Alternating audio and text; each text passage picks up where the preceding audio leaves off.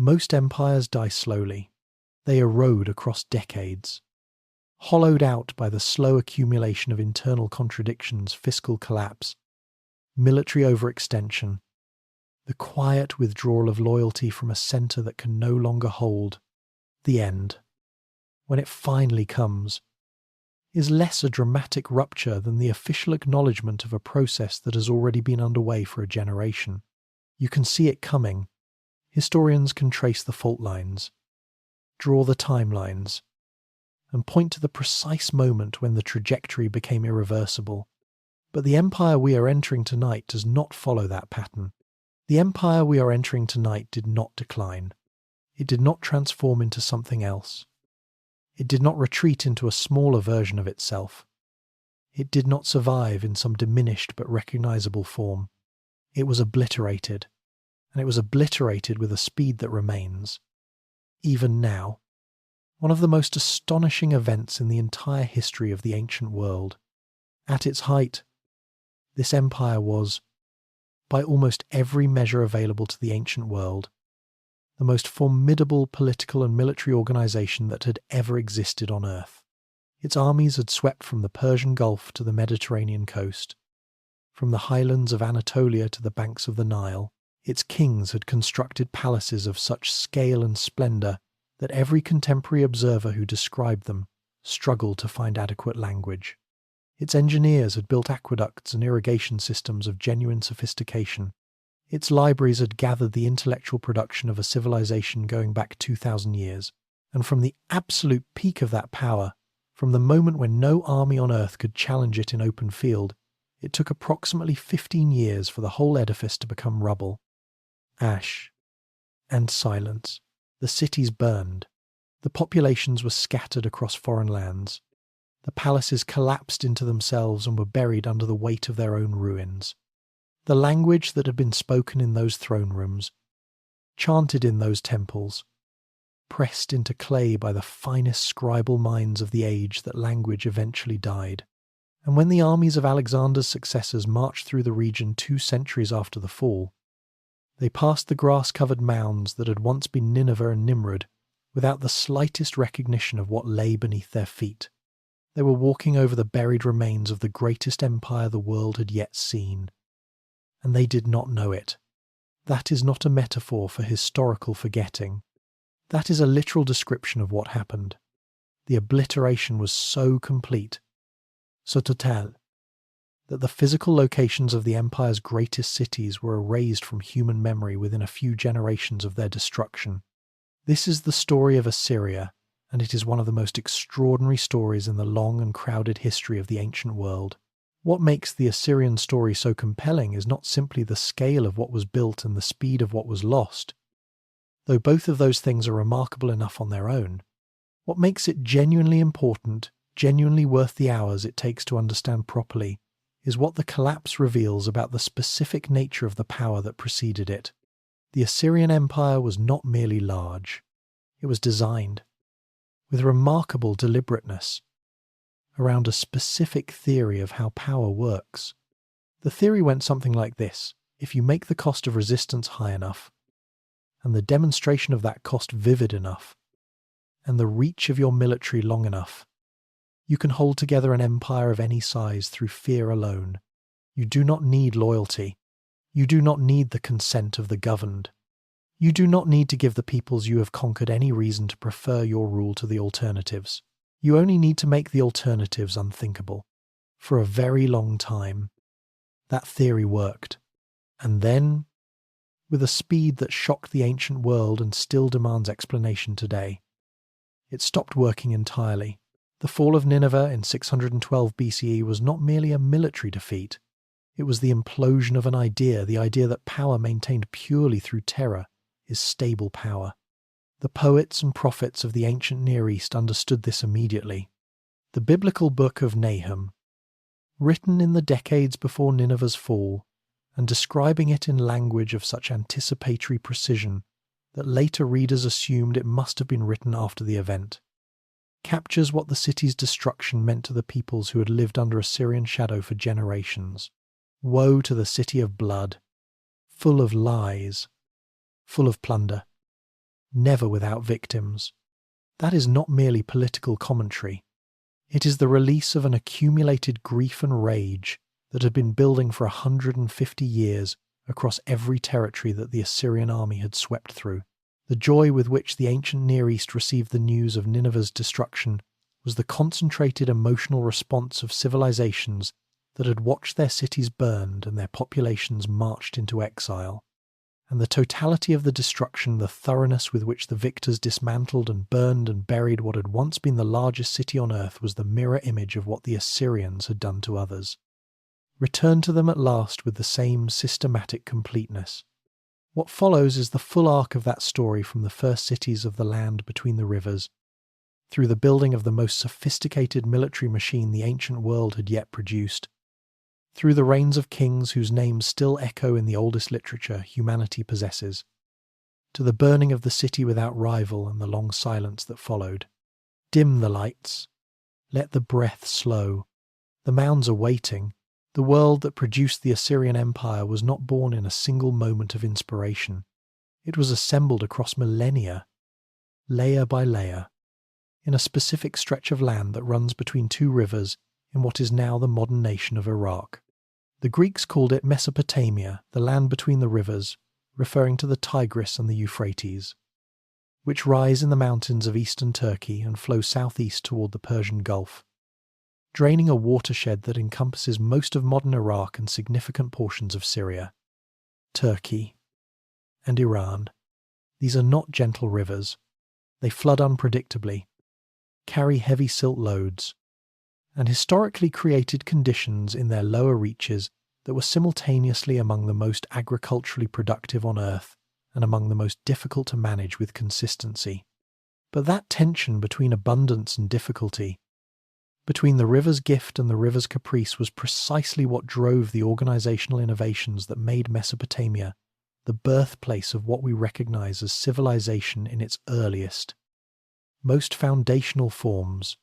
The agricultural surplus that the river-fed soils could generate when properly managed was the foundation upon which everything else was constructed. The cities, the temples, the armies, the legal codes, the scribal traditions, and the entire apparatus of organized human complexity that we have inherited, whether we know it or not, from the people who first figured out how to live together at scale in the floodplains of the ancient Near East. Writing itself was invented here, not in Egypt, not in China, not in the Indus Valley here, in the Sumerian city-states of the south, around 3,200 years before the Common Era, and it was invented not for poetry, not for prayer, not for the recording of heroic deeds. It was invented for accounting, for the tracking of grain deliveries and livestock transfers and temple revenues that a complex urban economy required, and that human memory alone could no longer reliably hold. The specific form that this writing took, pressed into wet clay with a reed stylus, left the wedge-shaped marks that scholars would later name cuneiform, from the Latin word for wedge-shaped. Cuneiform remained the dominant writing technology of the ancient Near East for 3,000 years. Adapting over those millennia to record not only Sumerian but Akkadian, Babylonian, Assyrian, Elamite, Hittite, and several other languages, with grammatical structures and phonetic systems entirely different from the Sumerian it was first designed to serve. The clay tablets on which cuneiform was inscribed have proven to be among the most durable archival media in human history, fired in the same conflagrations that destroyed the buildings housing them. The tablets were actually preserved by the fires that killed everything else around them.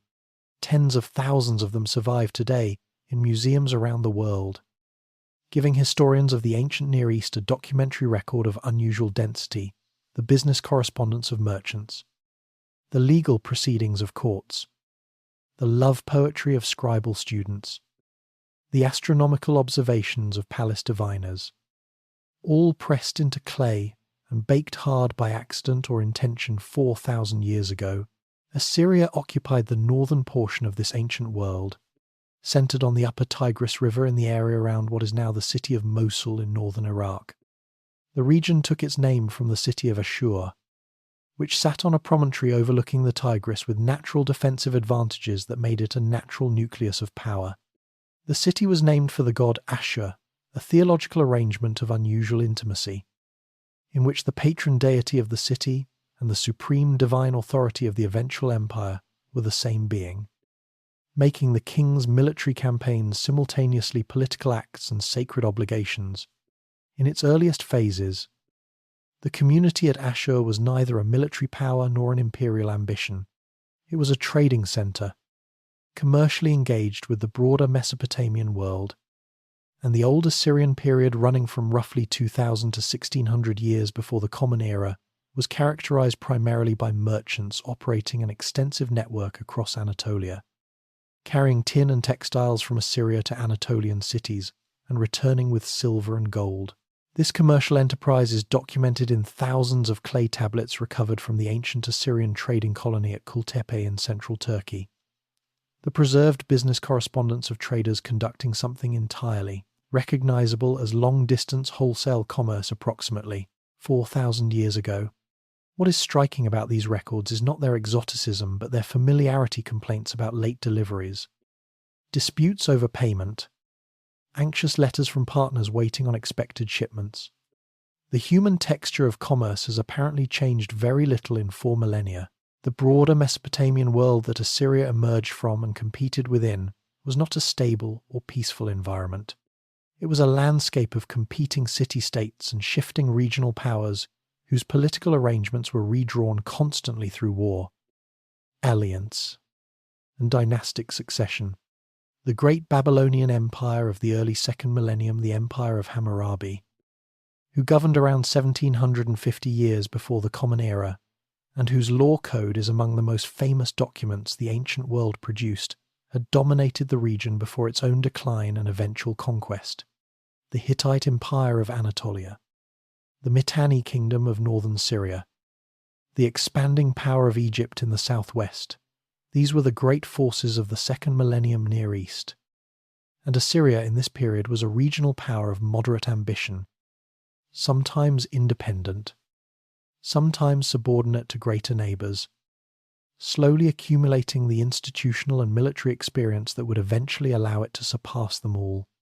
The end of the 2nd millennium brought the catastrophic Late Bronze Age collapse, one of the most dramatic and still imperfectly explained civilizational disruptions in the history of the ancient world, which destroyed the Hittite Empire, damaged Egypt severely, and disrupted palace economies across the eastern Mediterranean with a speed that left later historians struggling for adequate explanations. Assyria survived this collapse in diminished form, and the centuries between roughly 1050 and 900 years before the Common Era were a period of relative weakness, the quiet before the extraordinary storm that was coming. The transformation of Assyria from regional power into something that had never existed before in the ancient world did not happen overnight. It accumulated across generations of institutional learning, military experimentation, and hard-won administrative experience, until the combination of those accumulated gains produced, in the 9th and 8th centuries before the Common Era, a military and political organism of genuinely unprecedented capability. The specific moment historians typically use to mark the beginning of this transformation is the reign of Tiglath-Pileser I, who governed from approximately 1114 to 1076 years before the Common Era, and who conducted military campaigns of a geographic range that his predecessors had not attempted into Anatolia, into the Zagros Mountains, to the Mediterranean coast of Syria. But Tiglath-Pileser's empire did not hold. The Late Bronze Age collapse that disrupted the entire eastern Mediterranean in this period reduced Assyria along with its neighbours, and the empire that would eventually achieve genuine world historical significance emerged only gradually from the recovery period that followed, the Neo-Assyrian Empire. Beginning in earnest with Adad-nirari II, around 911 years before the Common Era, was a different kind of political project than anything that had preceded it, and the engine at its centre, the instrument that made everything else possible, was its army. The armies of the ancient world before the Neo-Assyrian period were primarily seasonal forces. They assembled for a specific campaign, fought it through the months when the harvest did not require agricultural labour, and then dispersed the soldiers, returning to their farms and workshops until the following season summoned them again. The organisational and logistical demands of maintaining a large professional force in continuous readiness were beyond what most ancient states could manage, and the tactical sophistication that comes only from sustained training and continuous service was therefore largely absent from ancient Near Eastern warfare before the Assyrians changed the equation entirely. What the Neo-Assyrian kings created was fundamentally different: a standing professional army maintained year-round, trained continuously, equipped with the finest weapons that Assyrian metalworking could produce, and organised according to a functional division of arms that reflected genuine military sophistication rather than the improvised mass mobilizations that characterised their contemporaries. The chariot corps, the prestigious mobile firing platform for archers, most closely associated with the king himself, formed the most ceremonially prominent arm. The cavalry proper, mounted archers and lancers capable of operating in terrain that chariots could not navigate, grew in importance as the empire expanded into mountainous northern and eastern territories. The infantry, organised into coordinated units of spearmen, archers, and shield-bearers, formed the mass of the force. And then there were the siege engineers, perhaps the most consequential innovation of the entire Assyrian military system, and the component that most decisively separated Assyrian military capability from everything that had come before it. Siege warfare was the central military challenge of the ancient Near East, and the reason is straightforward. The primary defensive technology available to ancient cities was the fortified wall mud brick or stone construction that, when properly built and adequately provisioned, could resist almost indefinitely against any army lacking the means to breach it. Most ancient forces dealt with this problem through patient encirclement, cutting off supply lines and waiting for starvation to accomplish what assault could not. This worked eventually, but it required keeping an army in the field for months or years, while consuming enormous resources and exposing the besieging force to the same attrition it was trying to impose on the defenders. The Assyrians developed a far more aggressive solution. Their siege engineers constructed great earthen and stone ramps against the walls of targeted cities, allowing increasingly sophisticated battering rams, machines of wood and iron that the Assyrians refined across generations of campaigning to reach the walls directly and hammer through them. They dug tunnels beneath foundations, undermining the structural integrity of walls from below. They deployed scaling ladders and coordinated mass assaults that accepted significant casualties in exchange for rapid penetration, and they used fire systematically against gates and wooden structural elements, converting the city's own construction materials into vulnerabilities rather than defences. The combination of siege capability with the mobile striking power of cavalry and chariot gave the Assyrian army a tactical flexibility, the ability to simultaneously fix enemy forces inside their fortifications and threaten them in open ground that ancient Near Eastern warfare had simply never seen before. No city could be certain its walls would protect it, and that uncertainty was itself a weapon of the first order. The specific material advantage that the Assyrians exploited most effectively was iron, a metal that had been becoming progressively more available across the early first millennium, before the Common Era, as the techniques of iron smelting spread outward from their Anatolian origins. Iron weapons and iron-tipped tools were harder, held a sharper edge longer, and proved more durable under combat conditions than the bronze equivalents they displaced. The Assyrian army's early and extensive adoption of iron technology gave it a material edge over opponents who were slower to make the transition, an edge that was not decisive on its own. But that compounded the advantages of training, organisation, and tactical sophistication into something that felt, to the peoples on the receiving end, very much like an irresistible force. And the Assyrian military understood something that purely tactical thinking often misses, that the reputation of invincibility is itself a form of military power. Every city that surrendered without fighting, calculating that the cost of resistance exceeded the cost of tribute, was a city the army did not have to reduce by force. Every king who paid and submitted was a demonstration to the next king that submission was the rational choice. The machine was not merely designed to win battles, it was designed to make battles unnecessary to project such a convincing image of overwhelming capability that the rational response, for most opponents, was not to fight at all, for generation after generation, across campaign after relentless campaign. That projection held, and the story of how it eventually failed is, in many ways, more interesting than the story of how it succeeded. There is a version of the Assyrian story that exists entirely in the records the Assyrians left about themselves, the royal annals, the palace inscriptions, the victory monuments erected in conquered territories, and in that version, the empire is an unbroken succession of divine mandates, executed with precision, tribute received with appropriate ceremony, and enemies reduced to the prostrate posture of submission that the royal relief sculptors depicted with such careful consistency. But there is another version of the same story, told from the other side of the advancing army, preserved in the texts of the peoples who watched the Assyrian machine approach their cities and had to decide, with whatever information and whatever resources they possessed, what to do about it.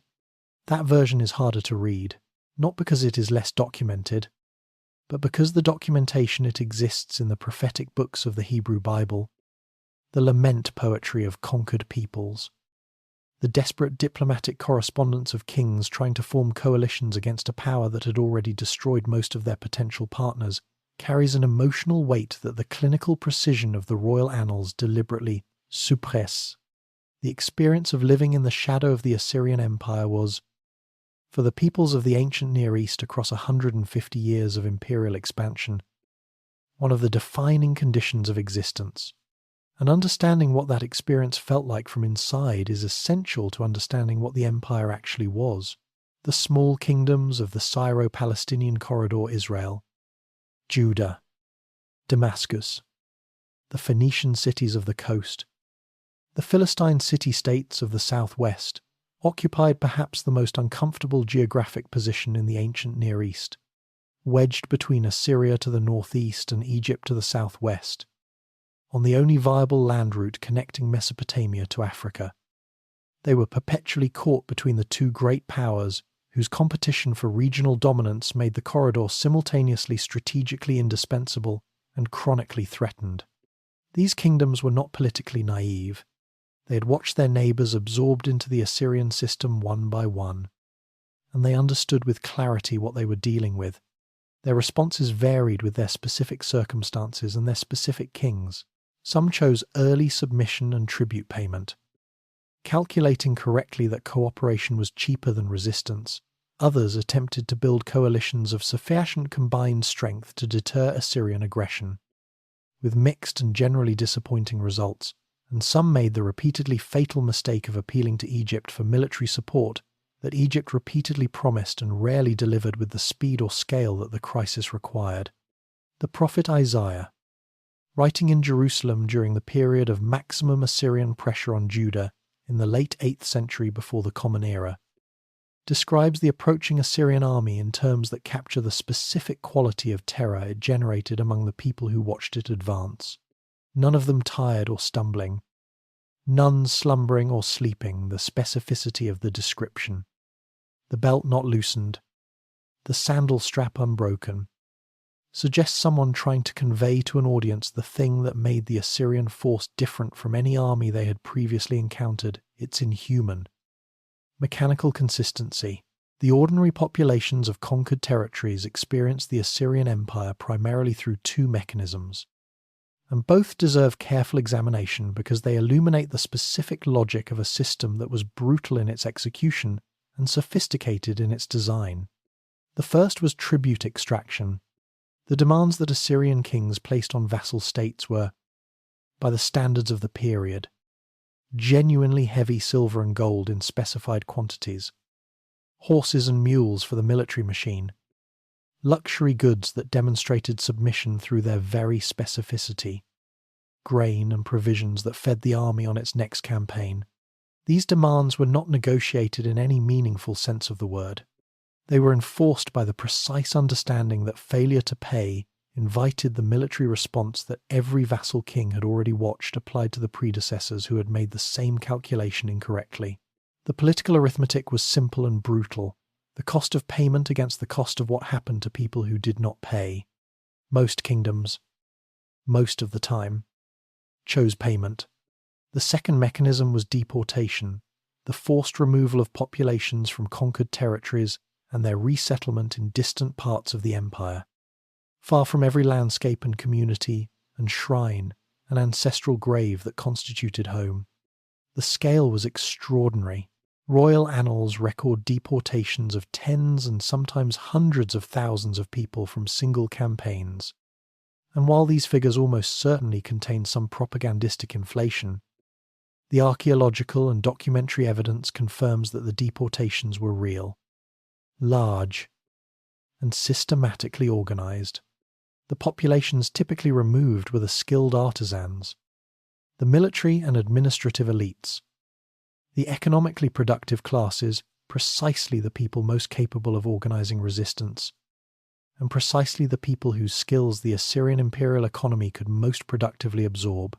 The human cost of this policy is preserved most vividly not in Assyrian records, which describe it as administrative management, but in the literature of the deported peoples themselves.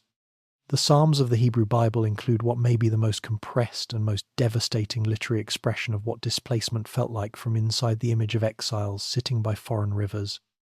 Their musical instruments hung silent on the willows, unable to sing the songs of home because the songs of home belong to a place that no longer exists in the form that gave them meaning.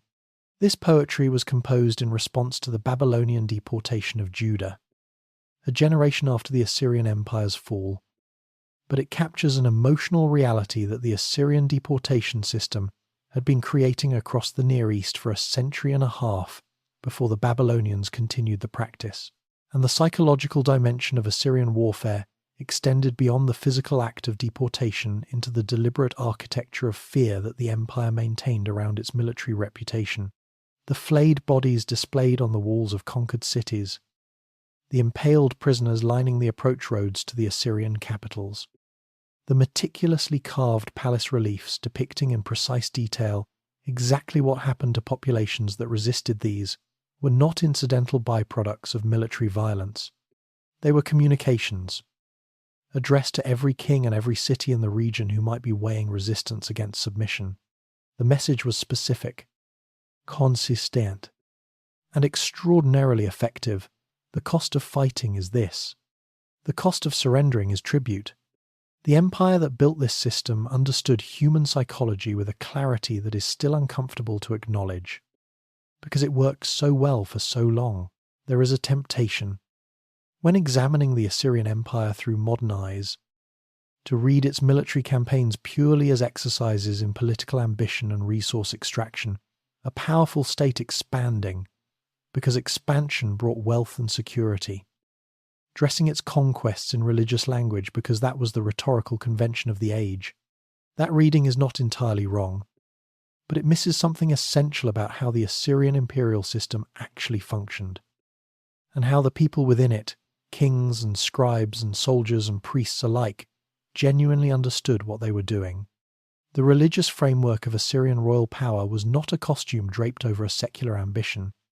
It was the structural skeleton of the entire enterprise, shaping everything, from the specific language of the royal inscriptions to the design of the throne rooms where foreign ambassadors were received, to the precise timing of military campaigns according to the celestial observations of professional diviners. The god Ashur was not a useful fiction that sophisticated Assyrian courtiers invoked for political effect while privately thinking about taxation rates. He was the supreme reality of the Assyrian universe, the divine authority whose will the king existed to execute, and the theological center around which every aspect of Assyrian imperial ideology was organized, with a consistency and a seriousness that demands to be taken at face value before it is analyzed as a political instrument. The specific theology of Assyrian kingship had no precise modern equivalent, and the closest analogies available are all imperfect. The king of Assyria was, in the theological formulation that the royal inscriptions expressed across generation after generation of rulers, simultaneously a human being and the designated instrument of divine will not divine himself in the Egyptian sense, but so thoroughly authorized by the divine that the distinction between his personal ambitions and the commands of the god Ashur was, in the official ideology, effectively dissolved. Military campaigns were not acts of human aggression or political calculation. They were executions of divine mandate. Ashur had designated the peoples to be conquered, had determined the boundaries of the empire he wished his earthly representative to build and maintain, and had commissioned the king to carry out that construction with whatever degree of violence the resistance of the designated subjects required. This theology served political functions of extraordinary sophistication. It made resistance to Assyrian expansion not merely strategically unwise, but theologically transgressive. You were not simply fighting an army. You were defying the will of the supreme deity, an act whose impiety guaranteed its ultimate futility, regardless of any temporary military success. It provided divine authorization for every atrocity the campaigns committed, since, if the god had commanded the campaign, everything the campaign entailed was sanctioned from above, and it gave the royal ideology a framework within which even setbacks the occasional defeat, the vassal who successfully rebelled, the campaign that failed to achieve its objectives could be incorporated without undermining the fundamental claim. Since temporary reversal could always be attributed to the king's own ritual failures rather than to any limitation in divine power, the practical instrument through which divine will was communicated to the human realm was the professional diviner, the Baru, the specialist in reading the signs that the gods embedded in the natural world for those trained to interpret them, the movements of celestial bodies, the configurations of animal livers examined after sacrifice, the occurrence of unusual natural events such as eclipses and earthquakes, and the births of malformed animals. All of these were understood as communications from the divine assembly to the human world. And the professional diviners of the Assyrian court were among its most important and most influential figures, because their interpretations determined whether a proposed military campaign had divine support and should proceed. The royal road to military action ran directly through the divination chamber. A king who launched a campaign without favourable omens was not merely taking a political risk, he was acting in defiance of divine communication. And the consequences of that defiance were understood to be guaranteed by the very theology that governed everything else.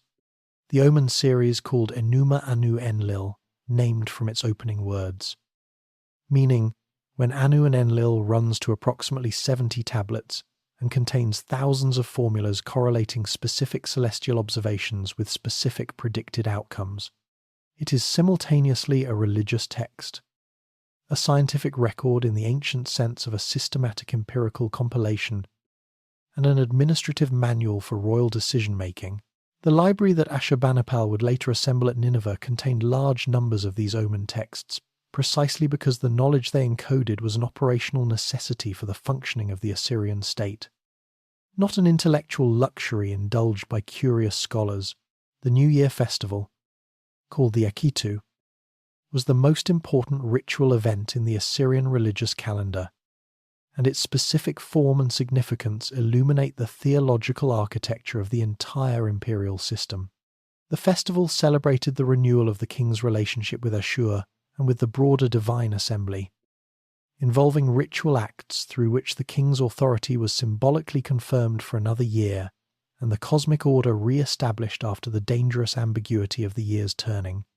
In Babylonia, the parallel ritual required the king to physically grasp the hand of the statue of the god Marduk in the great Esagila temple complex, a ceremony through which the king received from Marduk the legitimate authority to govern the south.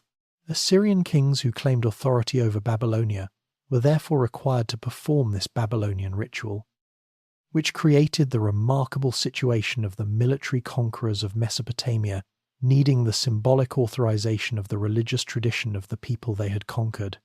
This was not hypocrisy or political theatre in the cynical modern sense. It was a genuine acknowledgement that legitimate authority in the ancient Near East was not purely a product of military force but required theological confirmation from the divine powers recognized by the governed peoples, and that the Assyrian kings, for all their military dominance, could not simply substitute their own theological tradition for the one that Babylonian civilization had spent 2,000 years constructing. That acknowledgement, and the unresolvable tension it created, would run like a fault line beneath the entire history of the Neo-Assyrian Empire until the ground finally gave way. Empires are not built by systems alone. They are built by specific human beings whose particular combinations of vision, ruthlessness, administrative intelligence, and sheer personal energy shape what institutions become and what they fail to become. The Neo-Assyrian Empire had its share of mediocre kings and its share of genuinely extraordinary ones, and the distance between those categories mattered enormously in a political system where royal personality was the primary variable in an otherwise remarkably consistent institutional machine. The king who most clearly established the template for what the mature Neo-Assyrian Empire would look like, the specific combination of military aggression, administrative sophistication, and propagandistic display that would characterize the state at its height, was Ashurnasirpal II, who governed from 883 to 859 years before the Common Era. His reign is, in certain respects, the founding moment of the empire in its recognizable mature form, and the records he left behind are among the most detailed, most revealing, and most disturbing royal documents the ancient world produced. His military campaigns swept into northern Syria, into the Zagros Mountains, to the Mediterranean coast, extracting tribute from territories across a geographic range that announced Assyrian ambition on a register that the region had not previously encountered. His annals record these campaigns with a specificity of violence: cities burned, leaders flayed, captives impaled on stakes outside the walls of their own cities. That was not incidental documentation but deliberate political communication. A comprehensive inventory of consequences addressed to every ruler in the region who might be calculating whether submission or resistance represented the more rational choice. The new capital that Ashurnasirpal built at Nimrud, the ancient Calah, constructed from essentially nothing on the Tigris south of the old capital at Ashur, was itself a statement of imperial capability, on a scale designed to overwhelm. The palace complex that anchored the new city was filled with carved stone reliefs depicting the king's campaigns and ceremonial activities with a programmatic thoroughness that made it simultaneously a royal residence and a permanent political argument. Every wall surface was a document. Every carved register of marching soldiers and cowering captives and precisely depicted siege machines was an assertion about the nature and extent of Assyrian power, addressed to anyone who entered those spaces with eyes to see. The inauguration of the palace at Nimrud in 879 years before the Common Era is preserved in an inscription of almost bewildering specificity, describing a feast at which Ashurnasirpal hosted approximately 69,574 guests over 10 days, consuming enormous quantities of cattle, sheep, fish, bread, beer, and wine. Whether the specific number is precisely accurate matters less than what the number communicates: that the king of Assyria could feed 70,000 people for 10 days, which means the king of Assyria commands resources on a scale that no other ruler in the region could approach, and that the calculation every potential vassal was making about the relative costs of submission and resistance should incorporate that resource base as a fundamental variable. Shalmaneser III, who succeeded Ashurnasirpal and ruled from 858 to 824 years before the Common Era, continued the expansion his father had established and extended Assyrian military reach in all directions with a consistency that suggests both genuine military talent and the institutional momentum of an army designed for continuous campaigning. His repeated campaigns into Syria brought him into conflict with a coalition of Syro-Palestinian states that included, remarkably, the Kingdom of Israel under King Ahab, the same Ahab whose fraught relationship with the prophet Elijah fills some of the most dramatic pages of the Hebrew Bible. The Battle of Karkar in 853 years before the Common Era, where this coalition confronted the Assyrian advance, is one of the earliest military engagements documented in both Assyrian records and materials that can be connected to the biblical narrative. Shalmaneser's own account claims a decisive victory. The fact that he campaigned in the same region repeatedly in subsequent years suggests the reality was considerably more ambiguous. His most lasting contribution to historical documentation is the Black Obelisk, a four-sided stone monument now housed in the British Museum in London, which depicts among its carved registers a bearded foreign king prostrating himself before Shalmaneser to present tribute. That figure has been identified with substantial scholarly confidence as Jehu, king of Israel, making this one of the earliest surviving images of a person named in the Hebrew Bible. A visual document of enormous historical significance sitting at the intersection of Assyrian imperial records and the literary traditions that would eventually shape Western civilization. After Shalmaneser III, the empire entered a period of relative internal weakness, marked by the rebellion of his own sons against their father and against each other, a fratricidal conflict that allowed the great Assyrian noble families to exercise a degree of independent power that the monarchy was temporarily too destabilized to constrain. Several territories that had been brought under Assyrian influence used the distraction to reassert their independence. The contraction was real but not permanent. Adad-Nirari III restored sufficient central authority to resume systematic campaigning, and a succession of capable kings across the late 9th and early 8th centuries rebuilt.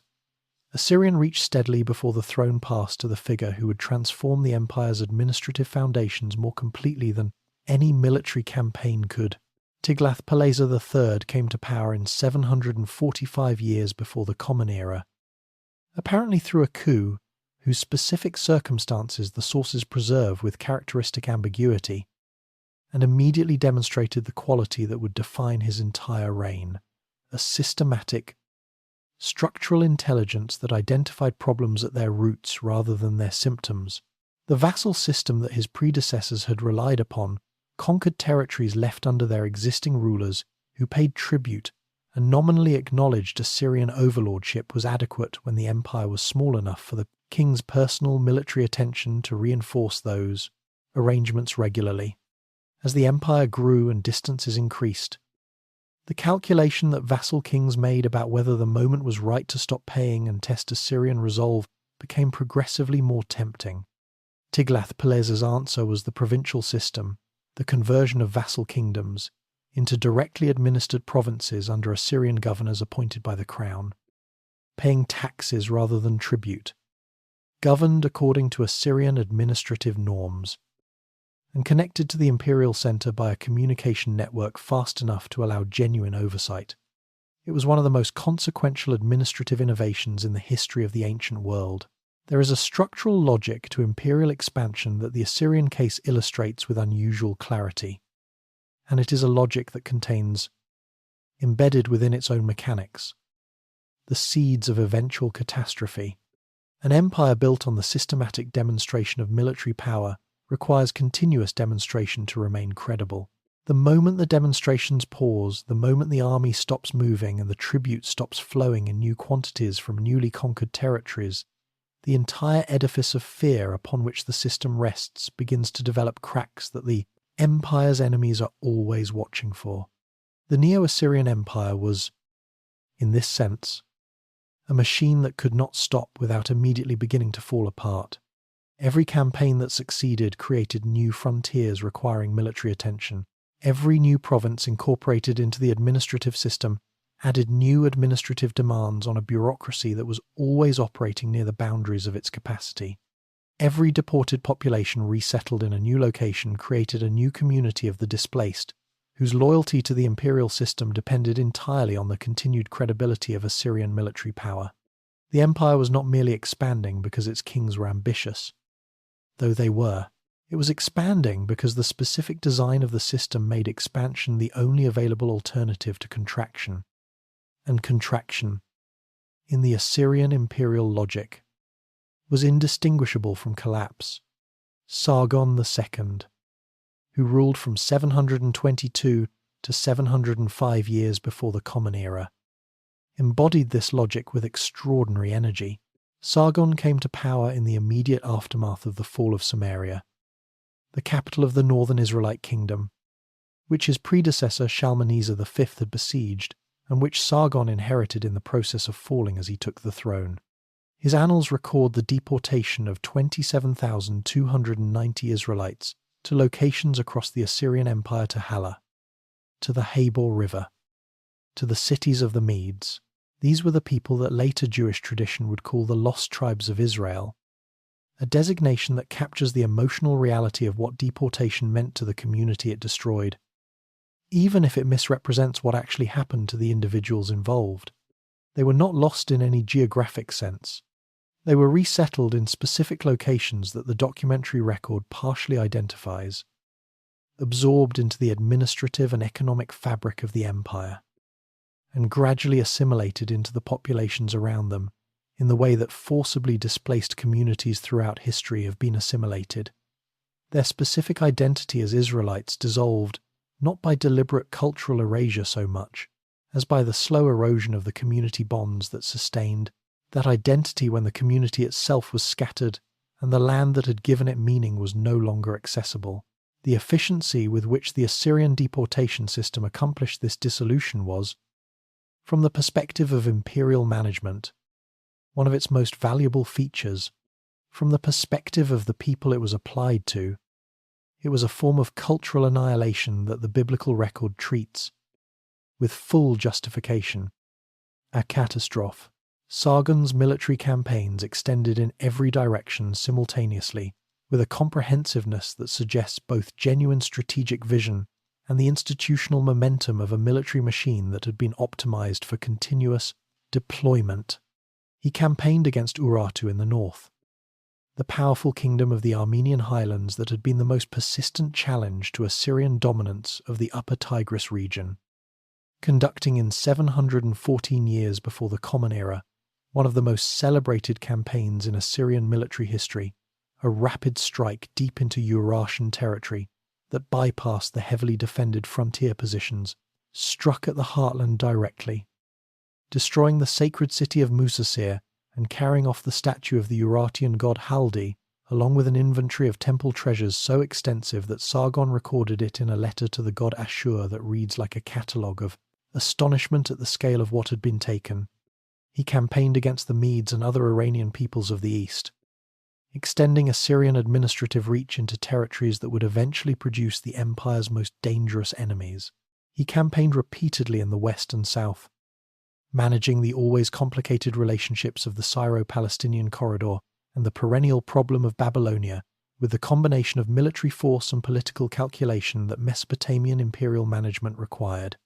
And simultaneously with all of this military activity, he undertook one of the most ambitious construction projects in Assyrian history, the building from nothing of an entirely new capital city at Dur-Sharrukin, the modern site of Khorzabad in northern Iraq, which he raised on virgin ground and equipped with a palace complex of extraordinary scale and elaboration. The walls of this city enclosed approximately 300 hectares. The palace alone covered nearly 10 hectares. Its gates flanked by the massive human-headed winged bull statues, whose combination of protective and intimidating function expressed the specific aesthetic of Assyrian royal power with concentrated force. Sargon never fully inhabited the city he had spent a decade building. In 705 years before the Common Era, he was killed in a military campaign in Anatolia, apparently in actual combat. His body left on the battlefield and never recovered. In Mesopotamian religious understanding, this was a disaster of the first order. Proper burial rites required a body, and a king whose corpse could not be found could not be given the funerary ceremonies that Mesopotamian religious tradition considered essential for the transition from life to the afterlife with appropriate dignity. His son and successor, Sennacherib, appears to have interpreted his father's anomalous death. Assyrian kings were not supposed to die in battle. Their divine protection was understood to be sufficient to prevent it as evidence of divine judgment on Sargon for some ritual failure or theological transgression that had withdrawn the god's protection at the critical moment. The response was striking in its decisiveness. Sennacherib abandoned Dur-Sharrukin entirely. A city built at extraordinary cost over a decade, barely inhabited, was simply left. The capital moved to Nineveh, which Sennacherib would proceed to rebuild on a scale that made even Dur-Sharrukin look modest. The machine was moving again, in a new direction. With a new driver at the controls, and the direction it was about to take would shake the theological foundations of the entire ancient Near East.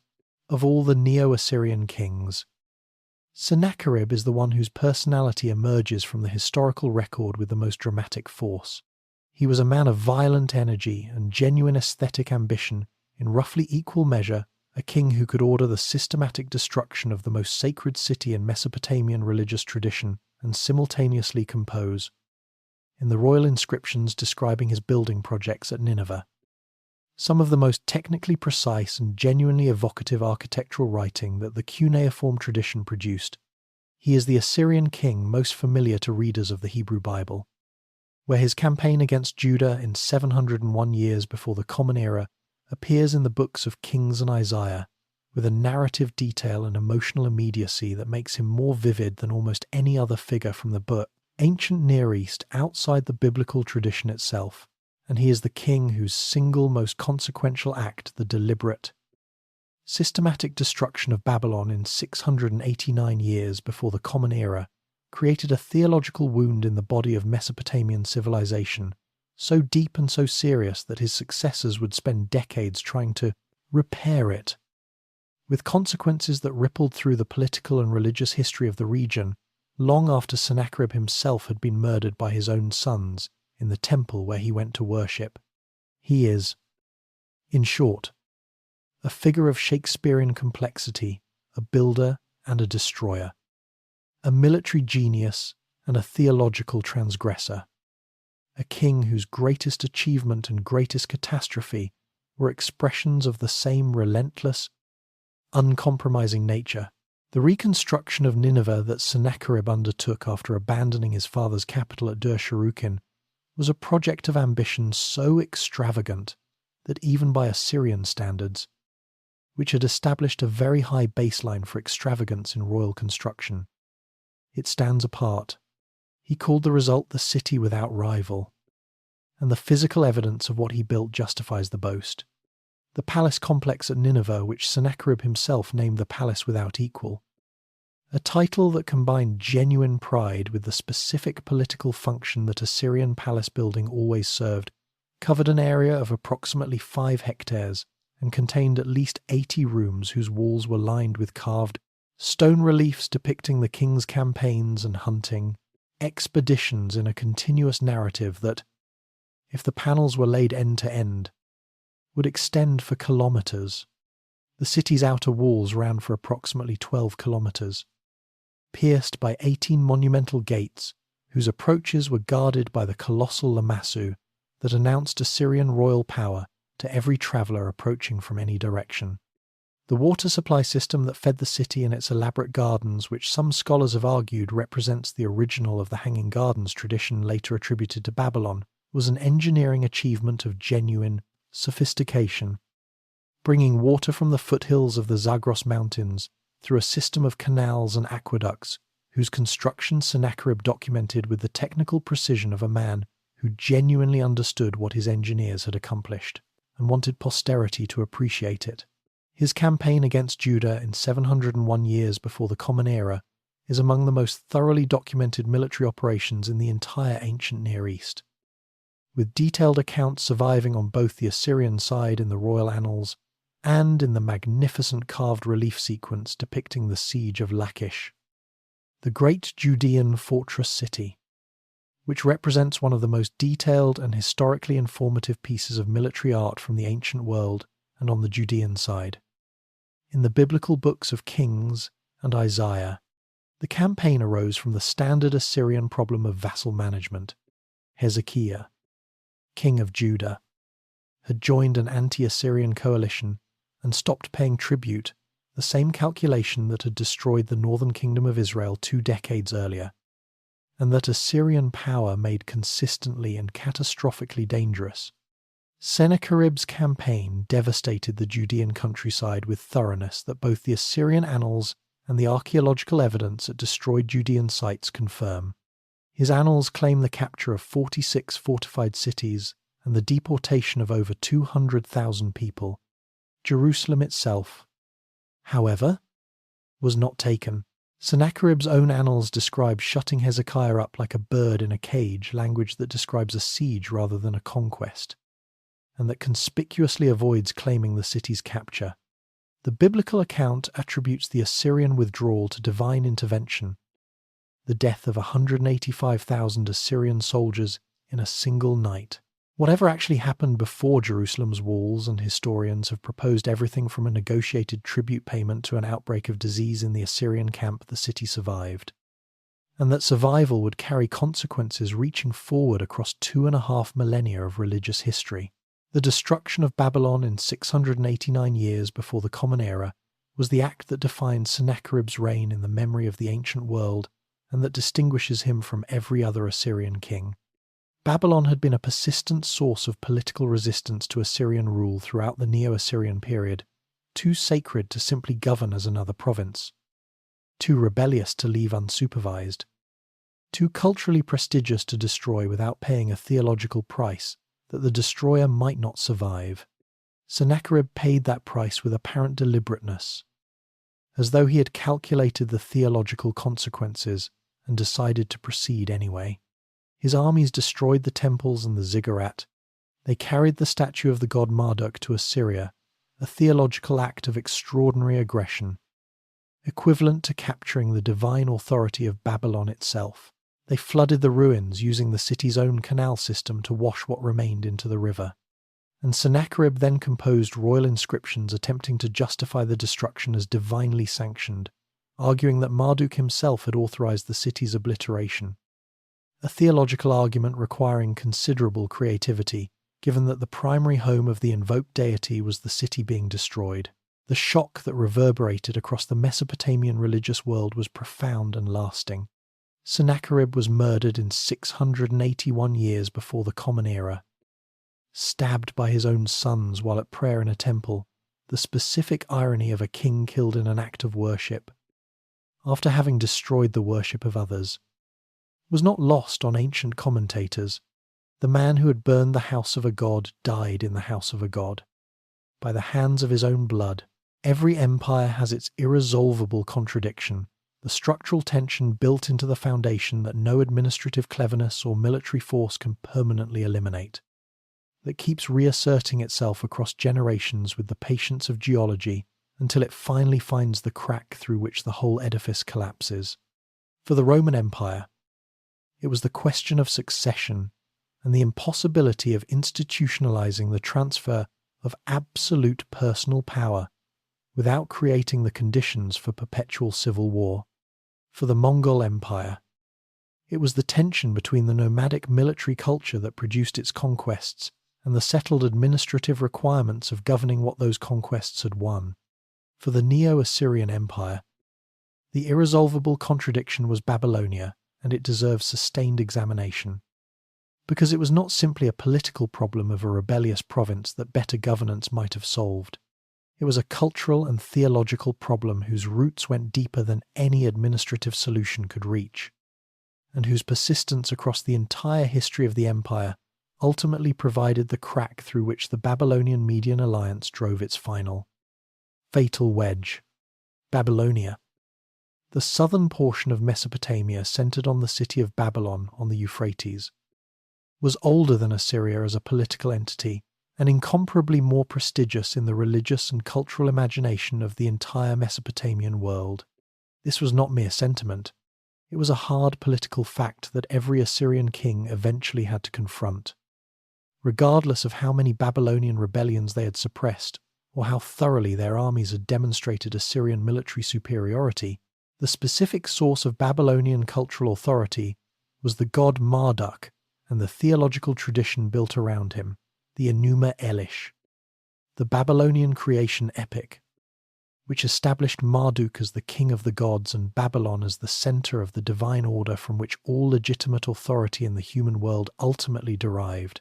This was not a tradition that Assyrian military victory could simply overwrite. The Assyrian kings who wanted to claim legitimate authority over Babylonia were required to perform in Babylon the ceremony of taking the hand of Marduk, physically grasping the hand of the god statue in the Great Esagila temple complex, thereby receiving from Marduk himself the divine authorization to govern the south. An Assyrian king who had not performed this ritual was not, in the theological understanding of the Babylonian population, a legitimate king of Babylon, regardless of how many Babylonian soldiers his army had defeated. The ceremony gave the priests of Marduk, the custodians of the most prestigious religious institution in Mesopotamia, a leverage over their Assyrian conquerors that no military defeat could extinguish. And it created the remarkable paradox of a military superpower needing the symbolic authorization of the people it had conquered to legitimate its own rule over them.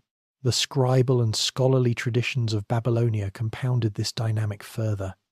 The intellectual foundations of Assyrian culture, the scribal curriculum, the omen texts, the literary and mythological traditions, the astronomical knowledge that the palace diviners relied upon were overwhelmingly Babylonian in origin.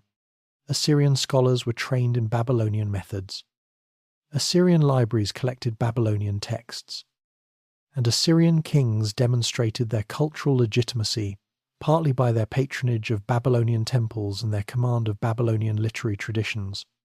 The conquerors were, in a deep and genuine sense, culturally dependent on the conquered. The cycle that this situation produced ran through the Neo-Assyrian period with the regularity and inevitability of the agricultural seasons. Babylonia submitted to Assyrian authority. Babylonian resentment accumulated beneath the surface of submission. A period of Assyrian distraction or weakness provided the opportunity for rebellion. The rebellion was suppressed with varying degrees of violence. A period of relative stability followed, during which the underlying resentment continued to accumulate, and then the cycle began again. The rebellion of Merodach-Baladan, the Chaldean tribal leader who seized the Babylonian throne and held it twice against Assyrian pressure during the reigns of Sargon and Sennacherib, was the most persistent expression of this pattern before the final crisis. Merodach-Baladan appears in the Hebrew Bible as the king who sent an embassy to Hezekiah of Judah, a diplomatic contact that the prophet Isaiah interpreted as a dangerous entanglement with a power whose own conflict with Assyria was unlikely to end well for anyone who aligned with it. His assessment proved correct.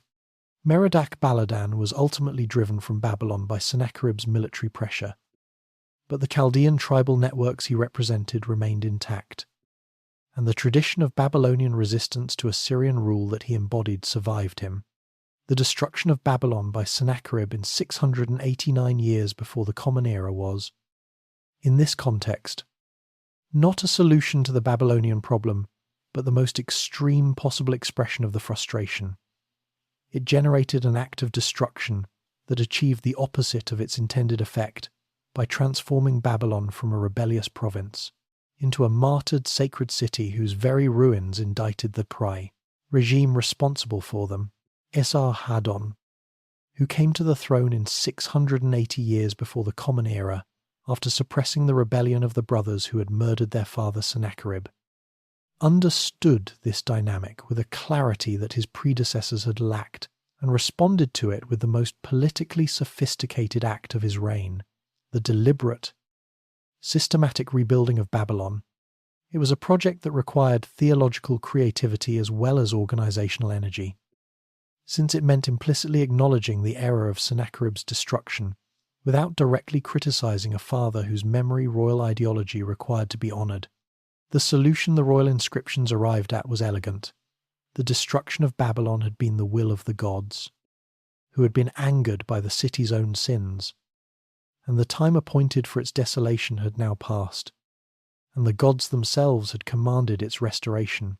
Esarhaddon was therefore not correcting his father's mistake, but executing a new divine mandate, a formulation that served political necessity while maintaining the theological consistency the system required. His conquest of Egypt in 671 years before the Common Era the first time in Egyptian history that an outside power had successfully conquered the Nile Valley, demonstrated that the Assyrian military machine was still capable of achievements that redrew the boundaries of what seemed possible. But Esarhaddon died on campaign in 669 years before the Common Era, and his carefully arranged succession dividing the empire between his two sons, Ashurbanipal taking Assyria and Shamash-shum-ukin taking Babylonia, was about to test whether institutional design could succeed where military force and theological argument had both repeatedly failed. There is something almost paradoxical about Ashurbanipal, the last great king of the Neo-Assyrian Empire, who governed from 668 to approximately 627 years before the Common Era. He was, by every measure the ancient world applied to kings, a successful ruler in the traditional Assyrian sense, a military commander who conducted effective campaigns in every direction the empire faced, who suppressed the most dangerous internal rebellion in Assyrian history, who extended the empire's reach into Arabia and completed the subjugation of Elam that his predecessors had attempted without finishing. He was also, by the standards of any civilization in any era, a man of genuine intellectual seriousness, literate in Assyrian and Babylonian, capable of reading Sumerian, personally engaged with the contents of the texts being assembled in his library, rather than treating the collection as purely a matter of royal prestige. The royal inscription in which he describes his own education, his pleasure in reading the tablets of the scribal schools, his engagement with the obscure formulations of the Sumerian language, his interest in the astronomical calculations and divination texts that the Babylonian scholarly tradition had developed over centuries, reads, even across the distance of 2.5 millennia and the medium of cuneiform translation, like the self-portrait of someone who found ideas genuinely interesting. Whether that self-portrait is entirely accurate or partially the construction of a scribal tradition flattering its royal patron is a question that cannot be definitively answered. What is not in question is what he built. And what he built was one of the most extraordinary acts of cultural preservation in the history of human civilization. The library that Ashurbanipal assembled at Nineveh, expanding and systematizing a royal library that had existed in some form before his reign, was a deliberate, comprehensive project of intellectual collection on a scale that had no precedent in the ancient world. He dispatched scribes across the empire to copy texts from the temple libraries and private scholarly collections of Babylonia and elsewhere, specifying in the letters that accompanied these missions not merely that texts should be copied, but that the copies should be accurate, that damaged tablets should be noted and their gaps indicated, and that the full range of the Babylonian scholarly tradition should be represented rather than merely the most prestigious or most familiar texts. The resulting collection ultimately contains something in the region of 30,000 tablets, covering every subject of intellectual and religious significance to the Mesopotamian tradition, the Great Omen series that governed royal decision-making, the medical and pharmacological texts that the palace physicians relied upon, the incantation texts used in ritual healing and protective magic, the mythological and epic literature that encoded the civilization's deepest narratives about human existence and divine will, the lexical and grammatical texts that formed the foundation of scribal education, the historical chronicles that recorded the deeds of previous kings, and the astronomical observations that had been accumulating in Babylonian scholarly institutions for centuries. It was, in the most literal sense, an attempt to preserve the entire intellectual production of a civilization, and it succeeded, in ways that Ashurbanipal could not have anticipated. Across a silence of more than 2,000 years, the civil war against his brother Shamash-shum-ukin, which erupted in 652 years before the Common Era and consumed 4 years of concentrated violence before its resolution, was the crisis that defined the middle of Ashurbanipal's reign, and that cost the empire far more than the immediate military expenditure suggested. Shamash-shum-ukin had been installed as king of Babylonia under the succession arrangements Esarhaddon had designed, with the intention of giving Babylonia the institutional acknowledgement that might make it more stable under Assyrian overlordship than purely military subordination had managed. Instead, After years of what the sources suggest was a steadily deteriorating relationship between the two brothers, Shamash-Shum-Ukin, apparently feeling increasingly constrained by Assyrian oversight that left him king in title but subordinate in practice, he declared open rebellion and built a coalition of the empire's enemies to support it, drawing in the Elamites from the east, the Chaldean and Aramean tribes of southern Mesopotamia, and the Arabian confederations of the desert south. Ashurbanipal's response was methodical and ultimately devastating.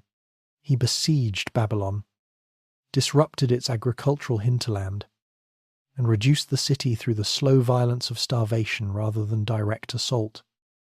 Apparently calculating that the symbolic cost of destroying Babylon militarily again was higher than the human cost of starving it into submission.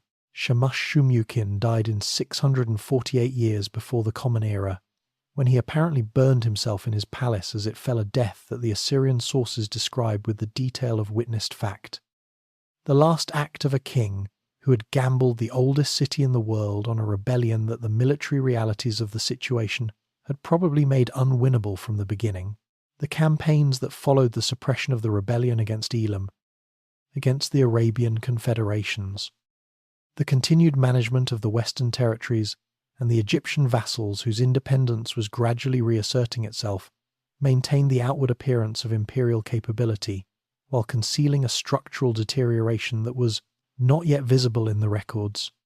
The mobilization of resources that 4 years of civil war had required, followed immediately by the Elamite and Arabian campaigns, had drawn down the military reserve that was the empire's primary strategic asset.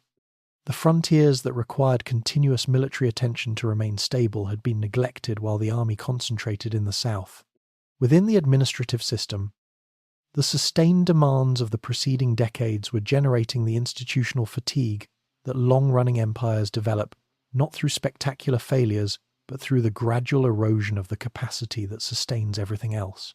The quality of provincial governors declining as the pool of capable administrators was thinned by continuous demand.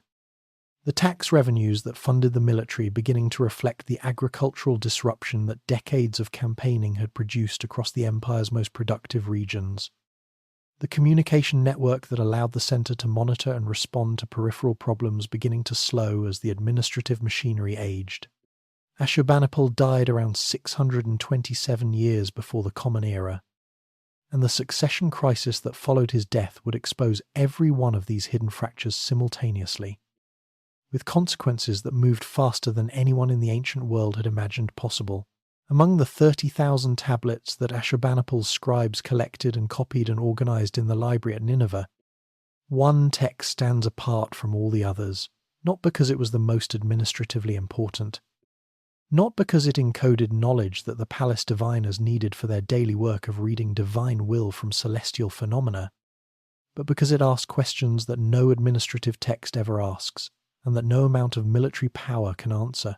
The text is the Gilgamesh epic, the oldest narrative poem in the history of human literature, predating Homer by more than 1,000 years, and its survival in Ashurbanipal's library, buried under the rubble of Nineveh's destruction for more than 2,400 years, and its recovery and decipherment in the 19th century of the Common Era, is one of the most remarkable stories in the entire history of human cultural transmission.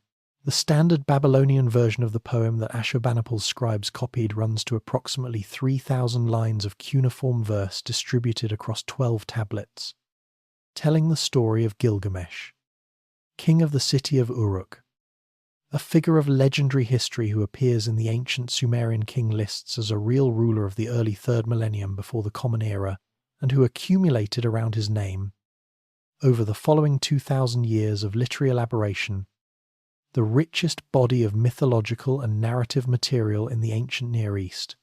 The poem is genuinely beautiful. It is also genuinely wise in the way that only the oldest literature manages wise about grief, about friendship, about the specific terror of mortality, about the gap between what human beings want from existence and what existence is actually willing to provide. The story begins with Gilgamesh in the fullness of his power, 2/3 divine and 1/3 human, the strongest and most handsome of men, the builder of the great walls of Uruk, a king of extraordinary capability who is also, in his initial state, a king of devastating excess, pressing down on his own people with an energy that has no adequate outlet.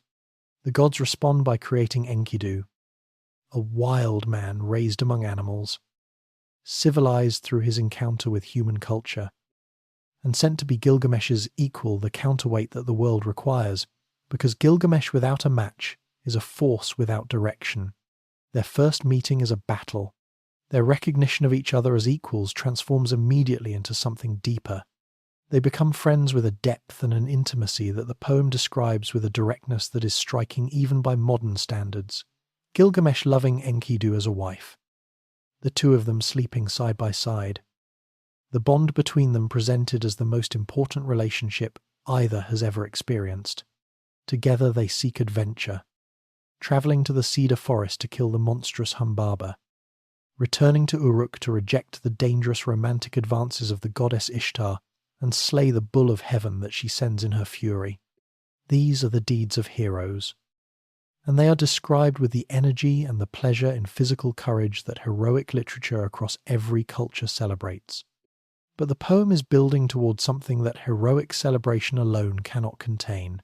The gods decree that Enkidu must die as punishment for the hero's defiance of divine order in killing Humbaba and the bull of heaven, the death of Enkidu, which the poem depicts with a slowness and a specificity that feels genuinely grief-struck rather than conventionally elegiac, is the narrative pivot on which everything turns. Gilgamesh's response is not the measured acceptance of a hero who understands that mortality is the condition of human existence and bears it with appropriate dignity. It is raw, obsessive, uncontrolled grief, the grief of a man who has encountered the reality of death for the first time and cannot process it because the person who has died was the part of himself he valued most. He roams the wilderness in animal skins, refusing to eat, unable to stop thinking about the body of his friend and the worm that he watched emerge from it. And then he begins to think about his own death with a clarity that his heroic existence had previously allowed him to avoid, to understand that the divine component of his nature provides no protection against the mortality that his human component guarantees, that he will die as Enkidu died, that everything he has built and everything he is will end in the same darkness. He sets out to find Utnapishtim, the one human being who has been granted immortality by the gods, to learn the secret of eternal life. The journey takes him to the edge of the world and back, through experiences that strip away everything except the question he is carrying. When he finally reaches Utnapishtim, the immortal man tells him a story, the story of the Great Flood, in which the gods decided to destroy humanity. And Utnapishtim was warned by the god Ea to build a boat and survive with his family and the animals of the earth. The structural parallels with the biblical Noah narrative are extensive and precise the divine warning. The boat construction, the specific animals, the birds sent out to find land, the boat coming to rest on a mountain, the sacrifice offered after the waters recede. These are not coincidences. They are evidence of a shared literary tradition whose Mesopotamian roots predate any biblical text by more than 1,000 years. Utnapishtim eventually tells Gilgamesh where to find the plant of immortality at the bottom of the sea. Gilgamesh dives for it, retrieves it, and begins the journey home to Uruk, intending to eat the plant when he grows old.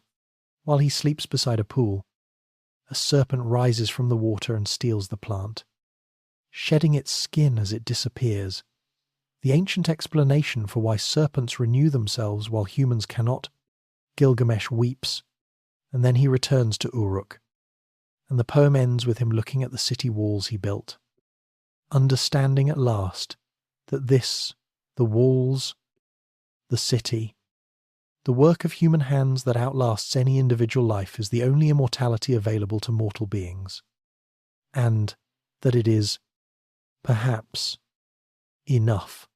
The final lines of the poem are identical to its opening lines. The hero has travelled to the ends of the earth and returned to the beginning, And what he has found is that the beginning contained the answer all along. Those tablets sat in the ruins of Nineveh for over 2,000 years. In 1872, a scholar named George Smith, working on the cuneiform collections of the British Museum, recognized in one of the recovered tablets a flood narrative with striking similarities to the Noah story in Genesis. He announced the discovery at a public lecture attended by the British Prime Minister William Gladstone.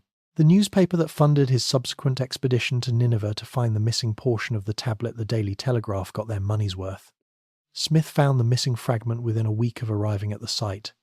A story that had waited 2 millennia in the dark gave itself back to the world with something that felt almost like impatience. History has a tendency to reduce empires to their most dramatic expressions, the military campaigns, the royal decrees, the monumental construction projects that leave physical traces sufficient to survive millennia of silence and excavation. What this tendency obscures is the texture of ordinary existence that filled the spaces between the monuments. The daily rhythms of the people who lived and worked and raised children and conducted commerce and argued with neighbours and grew old inside the political framework that the historians are documenting. The Assyrian Empire was not only its armies and its kings and its deportation policies, it was also the largest city on earth at the height of its power, and the hundreds of thousands of ordinary human beings who inhabited that city and the provincial cities and agricultural villages that sustained it. Understanding what daily life inside the empire actually looked like, what Nineveh felt like as a place to be, what the institutions that organized urban existence provided and demanded, what the social hierarchies of Assyrian society permitted and prohibited for the different categories of people living within them, is essential to understanding the empire as a human phenomenon, rather than merely a political and military one. The picture that emerges from the documentary record is more complex, more textured, and in certain ways more recognizably human than the palace reliefs and royal annals, with their carefully maintained focus on royal achievement and royal violence, are designed to reveal Nineveh at its height was a genuinely extraordinary urban environment by any standard the ancient world could apply. Estimates of its population at the peak of Sennacherib's reconstruction range as high as 150,000 people, which would have made it the largest city in the world at that moment, exceeding the great Egyptian cities of the Nile Delta, surpassing even Babylon before the Neo-Babylonian reconstruction that followed the Assyrian Empire's fall. The city was enclosed by walls of mud brick and stone running for approximately 12 kilometers, pierced by 18 monumental gates whose approaches were flanked by the colossal lamassu, those extraordinary human-headed winged bulls that combined protective theological function with the specific visual impact of a civilization, announcing its power to every traveller who approached. Inside those walls, the urban fabric combined the expected institutions of a major ancient city, the palace complex, the temples, the administrative buildings, the markets with a density and a scale of population that created the specific social complexity of a genuinely large city, the anonymity and the variety and the accumulation of human difference that distinguishes a metropolis from a provincial town. The streets were laid out with some degree of regularity, and the city contained craftsmen's quarters where metal workers and carpenters and weavers and potters practiced the trades that sustained the urban economy. Residential districts where the ordinary inhabitants of what was, for most of them, simply home, went about the business of ordinary life. And the harbour facilities along the Tigris through which the commercial traffic that fed a city of this size flowed continuously. The temple complexes were among the most important institutions of Assyrian urban life, and they functioned as something considerably more expansive than places of worship in any modern sense of that phrase.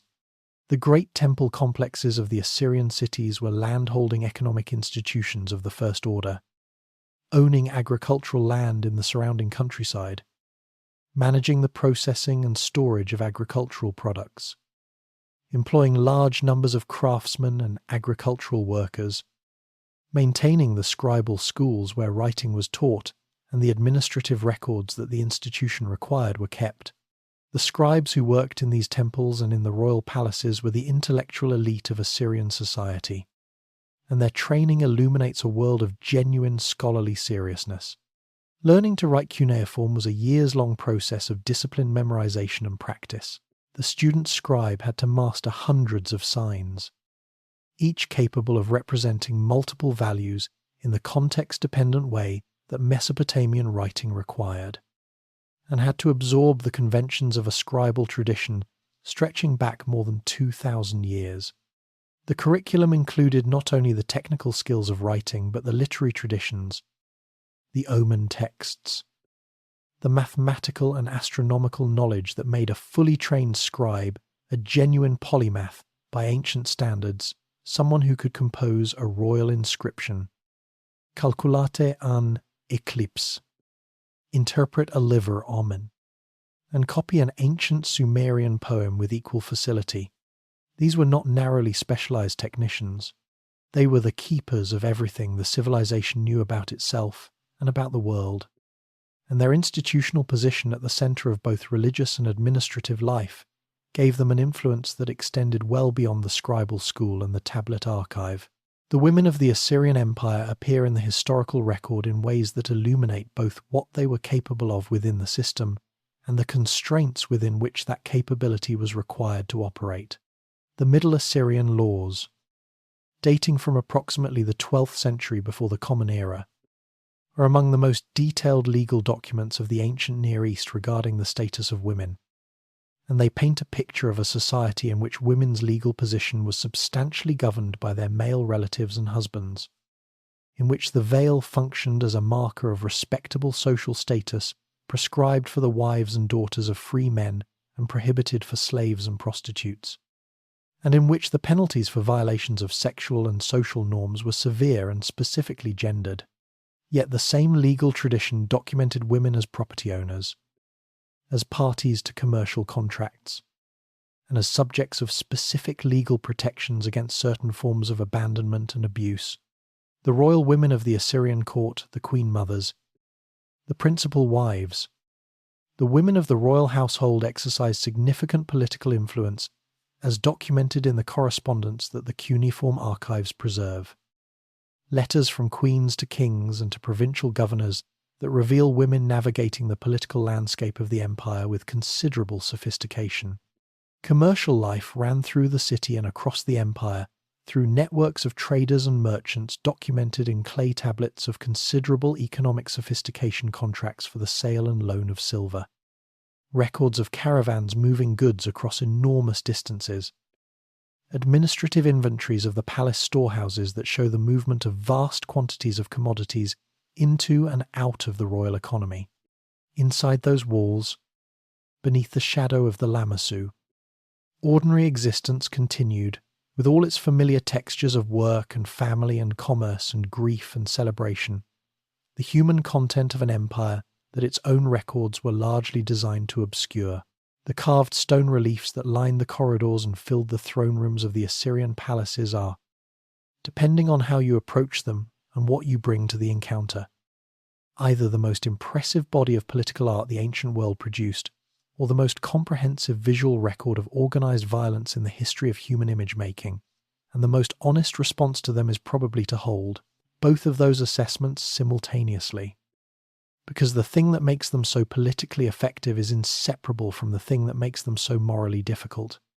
They were not decorative in the way that modern institutional art is decorative, chosen to make a space aesthetically pleasant or to express the personal taste of the occupant. They were, in the most precise sense of the term, instruments of power, political communications addressed to a specific audience for specific purposes, deployed with a deliberateness and a sophistication that reflected the Assyrian court's deep understanding of how visual imagery could serve political ends. The audience was not the general public, who would never enter the restricted ceremonial spaces of the royal palace. It was the specific and carefully curated audience of foreign ambassadors, tributary kings, and high officials brought to the palace to conduct their business with the Assyrian king. People who had to walk through corridors lined with precise, detailed images of what the Assyrian army did to populations that resisted it before they entered the throne room to discuss the terms of their own relationship with the empire.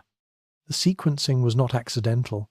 The architecture of the experience was designed to ensure that the conversation about tribute payments and territorial arrangements happened in a mental space already shaped by very specific visual information about the available alternatives. The compositional logic of the palace relief programs was carefully and deliberately organized across the great Assyrian capitals: at Nimrud, at Dur-Sharrukin, at Nineveh. The carved registers moved through narrative sequences that an informed viewer could read as continuous accounts of royal achievement, military campaigns depicted with the specificity of documentary illustration, the king performing ceremonial activities that demonstrated his divine relationship, protective supernatural figures marking the boundaries of sacred space in locations that corresponded to the architectural transitions between areas of different degrees of access and sanctity. A foreign diplomat walking through the throne room corridor at Nineveh during the reign of Sennacherib would have passed the famous Lachish relief sequence, the most detailed and historically informative military illustration from the entire ancient Near East, which depicts in carved stone the complete operational sequence of the Assyrian siege of the great Judean fortress city of Lachish in 701 years before the Common Era. The reliefs show the Assyrian army advancing, the siege ramps being constructed, the battering rams moving into position, the defenders on the walls fighting back with firebrands against the rams, the city gate falling, the population surrendering, the prisoners being marched out, the military leaders being executed with the specific forms of violence that the Assyrian tradition reserved for those who had led resistance, and Sennacherib himself seated on his throne outside the captured city receiving the submission of the surviving population. Every stage of the process is there. Every consequence of resistance is shown. The message delivered to the foreign official walking past was not an abstraction about Assyrian power. It was a specific documented case study. This city, these people, this sequence of events, this outcome, presented with the visual authority of what claims to be eyewitness record, the lion hunt reliefs of Ashurbanipal from Nineveh. Now, among the most celebrated objects in the British Museum's collection, communicate something different from the military campaigns and do it with a technical and emotional sophistication that pushes the Assyrian relief tradition closest to what modern sensibility recognizes as genuinely great art. The royal lion hunt was not a sport in the modern recreational sense. It was a ritual enactment of the king's role as the protector of the ordered human world against the forces of chaos and danger that surrounded it. The lion, representing the most powerful and most dangerous force of the natural world, and the king's mastery of the lion demonstrating his fitness to govern the empire that depended on his ability to master threatening forces of every kind. The lions in Ashurbanipal's hunt reliefs were not wild animals encountered by chance in the landscape. They were specially imported, kept in enclosures, and released for the formal hunt in a ritualized performance that combined genuine physical risk with carefully managed ceremonial significance. What the sculptors who carved these reliefs achieved in their depiction of the dying animals has moved every major art historian who has written about them. The dying lioness, her hindquarters paralyzed by arrows while her forelegs still push against the ground in the effort to rise. Her head lowered and her mouth open in what the carving renders as something disturbingly close to a scream of pain. This image pushes against the stylized conventions of ancient Near Eastern representational art towards something that feels genuinely observed, genuinely felt, as though the sculptor was working from direct experience of what a wounded lion actually looks like, rather than from the established visual formulas that governed most ancient artistic production. The lamassu that guarded the gates of the Assyrian palaces were the most immediately overwhelming expressions of the architectural ambition and the theological confidence of the Neo-Assyrian state, and they deserve attention as engineering achievements as much as artistic ones. A lamassu at the gate of a major Assyrian palace stood approximately 4 meters high and weighed approximately 30 tons. Carved from a single block of gypsum alabaster and moved from the quarry to its installation site by teams of workers using the ramps and sledges and organized human labor that were the ancient world's heavy engineering. The engineering achievement that has received the least attention relative to its actual significance is the water supply system that Sennacherib constructed to feed Nineveh and its elaborate gardens. The system brought water from the foothills of the Zagros Mountains, approximately 50 kilometers distant, through a network of channels and aqueducts, including the Jerwan Aqueduct, a structure approximately 280 meters long and 9 meters wide, built from approximately 2 million stone blocks, that carried the water channel across a valley on a bridge predating the famous aqueducts of Rome by several centuries.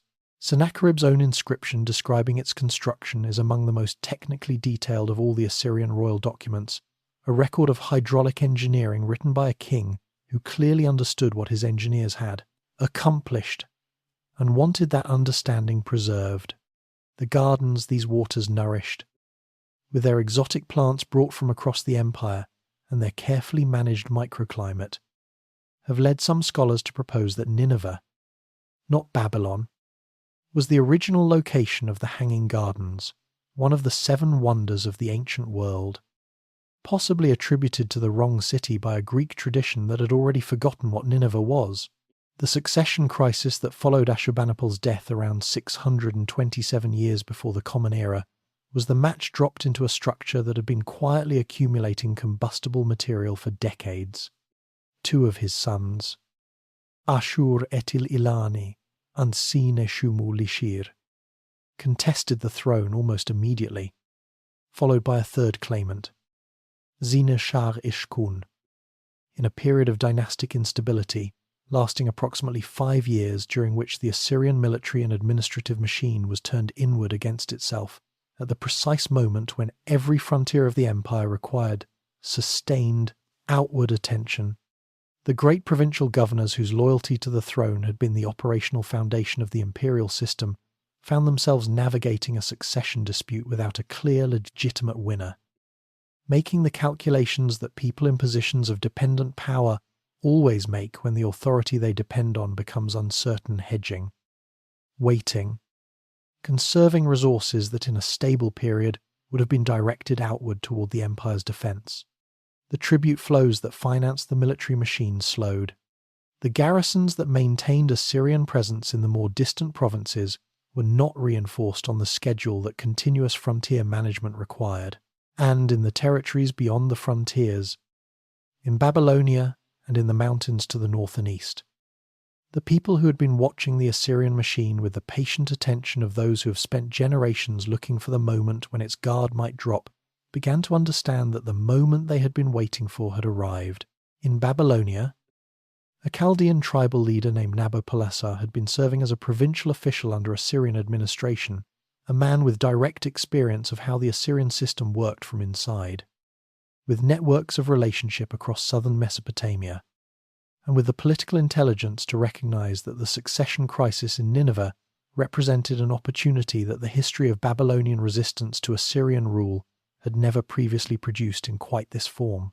He declared independence in 626 years before the Common Era, not as a rebellious vassal seeking accommodation with Assyrian authority, but as the founder of a new Babylonian dynasty, the Neo-Babylonian dynasty, that would eventually build the Babylon of Nebuchadnezzar and the legendary gardens and the great walls that made Babylon, in the Greek imagination, one of the wonders of the world. The Assyrian counterattacks that followed his declaration were frequent across the first decade of his reign and occasionally effective at the local level, but they were never sustained long enough or concentrated enough to eliminate the Babylonian resistance entirely, a reflection of the divided attention and the degraded institutional capacity that the succession crisis had produced. Nabopolassar consolidated his control of Babylonia battle by battle, year by year, with a patience and a strategic consistency that stood in deliberate contrast to the imperial overextension he was exploiting. He was not trying to match the Assyrian machine in direct confrontation. He was waiting for it to exhaust itself, and providing enough resistance to ensure that it did. The Medes were the other arm of the coalition that would eventually dismember the Assyrian Empire, and they came from a direction and represented a military tradition that the Assyrian system was less well designed to handle than the relatively familiar challenge of Babylonian urban resistance. The Medes were a confederation of Iranian peoples occupying the Zagros Mountains and the high plateaus east of Mesopotamia, people who had been subjected to Assyrian raids and tribute demands for generations and who had been consolidating, under a series of capable leaders, into something approaching a coherent military and political organization. Their king at the critical moment, Chaksares, was the figure who transformed the Median Confederation into an imperial force of the First Order. He did it partly through the systematic adoption of Assyrian military techniques, cavalry organization, siege engineering approaches, the logistical methods that allowed armies to sustain themselves on extended campaigns, which the Medes had had generations of involuntary proximity to the Assyrian machine to observe and absorb. He also forged an alliance with the Scythians, the nomadic Iranian peoples of the great steppe north of the Caucasus, whose light cavalry-mounted archery represented a military capability that conventional ancient armies found extremely difficult to counter. The Scythians could strike with devastating speed across enormous distances and disappear before a traditional force could bring them to decisive engagement. Their raids into the Near East in the late 7th century, before the Common Era, had reached as far as the borders of Egypt, where only the payment of substantial tribute had persuaded them to turn back. Under Cyaxares, this mobile destructive capability was combined with the Median capacity for sustained siege warfare into a genuinely versatile military force. The military alliance between Nabopolassar's Babylonians and Cyaxares' Medes was formalized in 614 years before the Common Era, with a treaty sealed by the marriage of Cyaxares' granddaughter to Nabopolassar's son Nebuchadnezzar, a dynastic bond that united the two most dangerous enemies the Assyrian Empire had ever simultaneously faced into a single coordinated strategic enterprise. The campaign they conducted was systematic rather than opportunistic.